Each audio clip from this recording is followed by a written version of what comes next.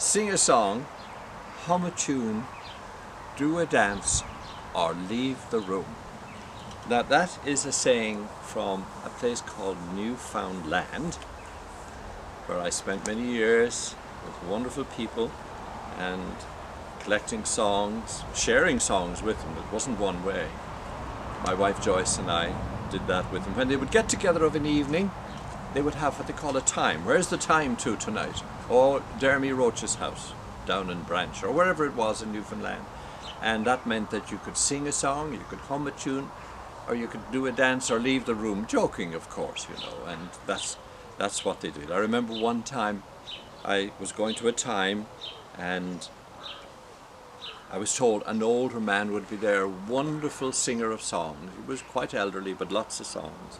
And when I came in, there weren't very many people there, and I said to one of the guests, I think to Jeremy Roach, "Is that him over there?" And he said, "Oh no," he says, "no, that's not him," he says. "That man is no hand to sing. He's no hand to recite, but he's a great hand with his feet." And that Newfoundlanders have lots of these sayings, and I just love them. He could dance, in other words. So somebody else sang, some people recited, and so on. So I'm sitting here in our garden. I don't know if you can see much of it. It's Joyce's, I call it Joyce's garden, and I'm her little helper. Flowers, birds, you may hear there's one now, that's the sparrow on the hedge behind you. And they're saying, "Would you get out of the way, please? Our feeders are behind you there, behind the camera, and we want to get feeding again," because they eat the peanuts I put out for them regularly. So the idea is our daughter Kathleen, our dearest daughter and favourite daughter and only daughter, she said, "You should consider sharing the material you got around the globe in Canada and Newfoundland and Ireland, and share it with the people. But like I shared them with the people in Newfoundland. It wasn't all one way. They were kind to share their songs and recitations and material with me, and we did the same with them. And so it was what it's called song swapping, really, storytelling.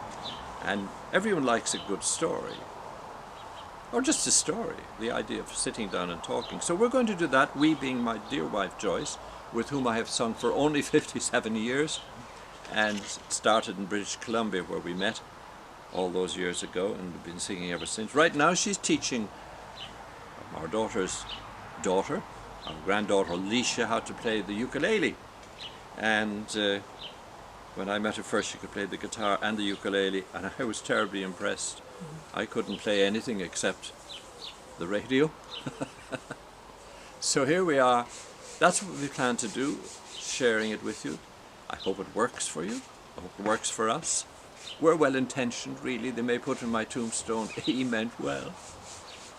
In other words, in 3 languages, English, Irish, or Gaelic, and Latin. The Latin is there to impress me, or everybody. And I'm only joking.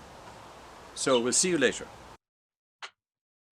The pink, the lily, and the blooming rose grow in the garden where my love goes. The little small birds, they do rejoice when they think they hear my love Jimmy's voice. Hello everybody, welcome to Longford. Welcome to our home and our singing and our poetry and sharing our talents with you. We've lived here about 15 years and still have kept the singing up and still love it, making music, playing guitar, ukulele. I play piano every day. Tin whistle, I'm learning some new tunes, and I just love that whole world of music. And I appreciate Aidan's talents, sort of multi-talented with his writing ability, poetry, and I hope over the next while we'll be sharing this with you. We have a garden, as you see in the background here, those beautiful calla lilies. It's springtime, coming out of lockdown, and we're delighted to have Kathleen and Owen and Sorka and Leisha visiting us.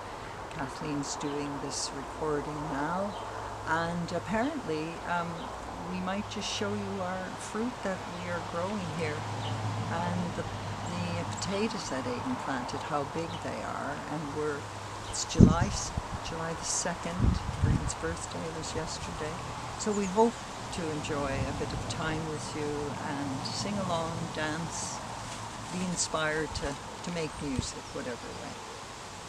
Bye now. Earlier you heard me and Joyce and our daughter Kathleen singing a snatch of a song called The Pink, the Lily and the Bloomin' Rose.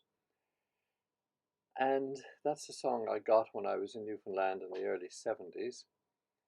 And the version I got then was from Maud Karpelis's book, which was published in 1934, and she had collected a version of the song from a Mrs. Mercer in Conception Bay.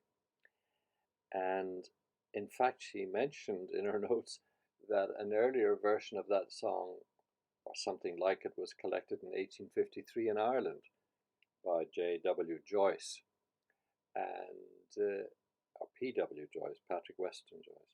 Anyway, Joyce and I recorded the Karpelis version in a TV program in St. John's in 1974, one called Come All Ye Good People, that I hosted and had various other friends singing along with us. And here it is now. The pink, the lily, and the blooming rose grow in the garden where my love goes. The little small birds, they do rejoice when they think they hear my love Jimmy's voice.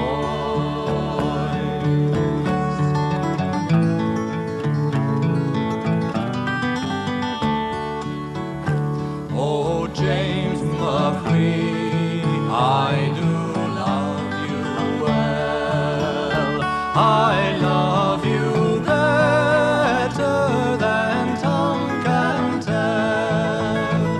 There's not one drop of the morning dew that's half so sweet as one kiss from